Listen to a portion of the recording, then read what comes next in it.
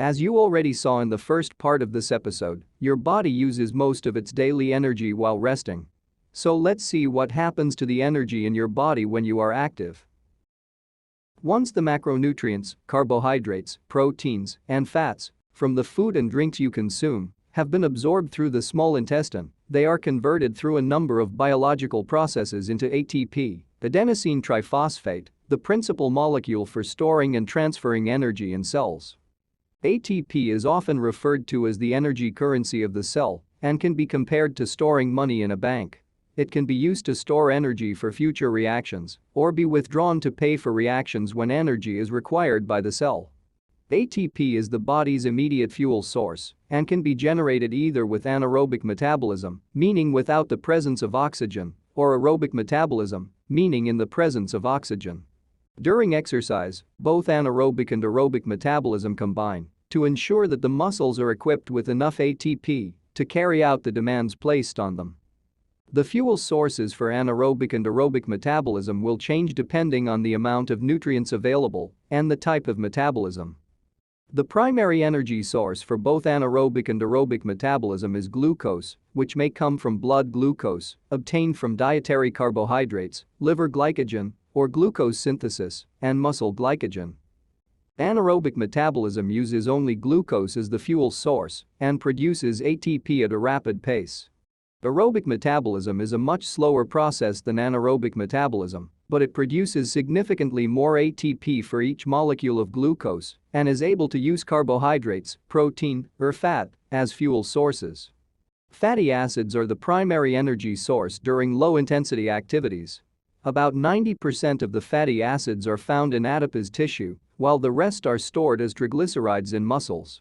Although protein is not considered a major energy source, small amounts of amino acids are used while resting.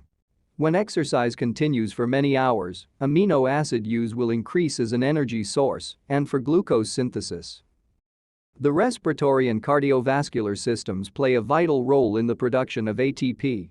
Oxygen is inhaled by the lungs and transferred from the lungs to the blood, where the cardiovascular system circulates the oxygen-rich blood to the muscles. The oxygen is then taken up by the muscles and used to generate ATP. The amount of oxygen that is delivered to the tissues via the cardiovascular and respiratory systems during exercise depends on the duration, intensity, and physical conditioning of the individual. The majority of ATP in your body is generated through aerobic metabolism. When the body is at rest, the heart and lungs are able to supply the muscles with adequate amounts of oxygen to meet the energy needs for aerobic metabolism. However, during physical activity, your muscles need more energy and oxygen, thus, your heart rate and breathing rate will increase. During medium and low-intensity activities, such as walking, the body will use aerobic metabolism over anaerobic metabolism because it is more efficient and produces larger amounts of ATP. During high and very high-intensity activities, such as sprinting, more ATP is needed, so the muscles must rely on both anaerobic and aerobic metabolism to meet the body's demands. During the first few steps of exercise, your muscles are the first to respond to the change in activity level. Your lungs and heart do not react as quickly, and during those beginning steps they can't yet increase the delivery of oxygen. In order for your body to get the energy needed, the muscles rely on a very small amount of ATP that is stored in resting muscles and which can provide energy for only a few seconds before it is depleted. Once the stored ATP is just about used up, the body resorts to another high-energy molecule, known as creatine phosphate, to produce ATP. After about 10 seconds, the stored creatine phosphate in the muscle cells is also depleted as well. About 15 seconds into exercise, the stored ATP and creatine phosphate are used up in the muscles. However, the heart and lungs have still not adapted to the increased oxygen need, so the muscles must begin to produce ATP by anaerobic metabolism without oxygen. At around 30 seconds, anaerobic pathways are operating at their full capacity, but because the availability of glucose from muscle glycogen is limited, it cannot continue for a long period of time. When the demand for ATP is greater than the rate at which metabolism can produce it, the activity slows down or may stop completely. This is one reason why individuals who lift weights have to rest between sets. It gives the body time to form more ATP to be used for the next set of lifts. As the exercise reaches 2 to 3 minutes, your heart rate and breathing rate have increased to supply more oxygen to your muscles, so the body will start using aerobic metabolism to produce ATP. As moderate to low-intensity exercise continues using aerobic metabolism, fatty acids become the predominant fuel source for exercising muscles. With fat reserves in the body being almost unlimited, low-intensity activities are able to continue for a long time. Along with fatty acids, a small amount of glucose is used as well. However, once the glycogen stores are depleted, the glucose supply becomes depleted and fatigue will eventually set in. Yet, this is only a very small part of the whole story about how the human body uses energy, and, hypothetically speaking, you've learned so far in less than 10 minutes what some nutritionists don't understand during a whole semester.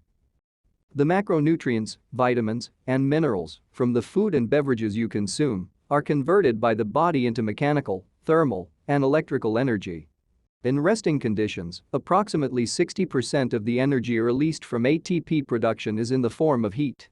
During exercise, however, depending on the type of physical task you perform, its duration, and intensity, about 70 to 95% of the body's energy is converted to heat.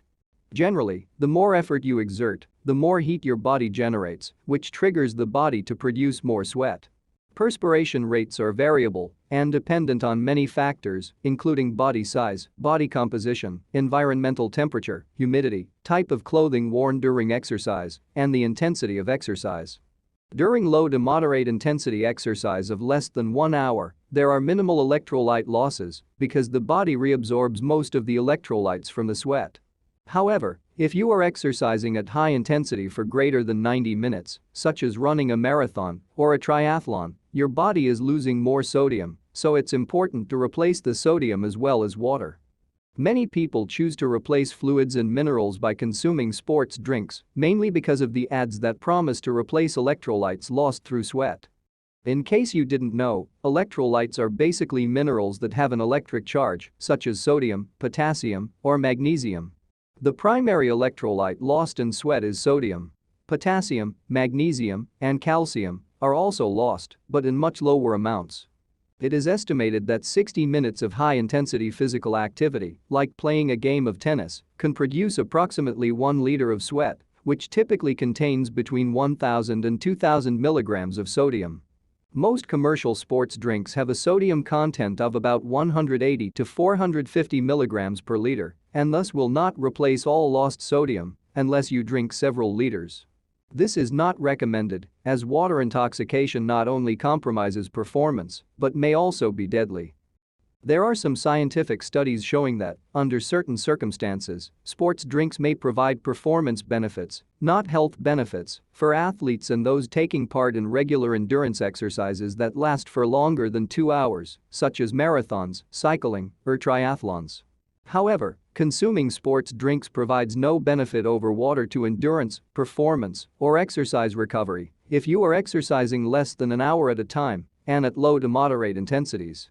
In fact, as with all other sugary drinks containing few to no nutrients, they are only another source of carbohydrates, and drinking sports drinks when you are doing no exercise at all is not recommended. And, last but not least, your ability to coordinate and balance your body, breathe, feel, think, and so on, is performed through electromagnetic impulses. Any disruption in electrical currents can lead to illness and even sudden death. For example, in order for your heart to pump, cells must generate electrical currents that allow the heart muscle to contract at the right time. Moreover, your thoughts and feelings are nothing more than electromagnetic impulses emitted by your heart and your brain, and which are influencing virtually every single cell, tissue, and organ of your body.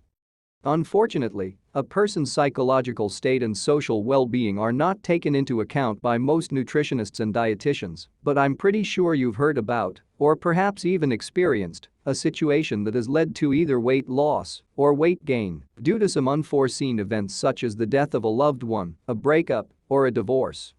You can find, however, more info about how your thoughts and feelings are affecting your life in the last 3 episodes of the playlist entitled 9 Things Most People Don't Know About Water, found on my channel. As you can see, the human body is very complex, and when it comes to energy, Appearances can be deceiving. In fact, contrary to popular belief, food is not the only fuel that gives you energy. If this would be the case, then all you have to do when you're tired is eat something, and you could stay up forever. Although food plays an important role in your energy requirements, your body recharges when you sleep, thus when you fast, and not when you eat. And in the next videos I'll present some very interesting cases about how long a person can survive without solid food and what happens in the body during prolonged fasting.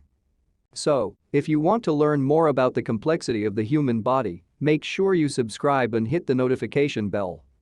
Thanks for watching, and please don't forget to share your recently gained knowledge with your friends and family. Thanks again.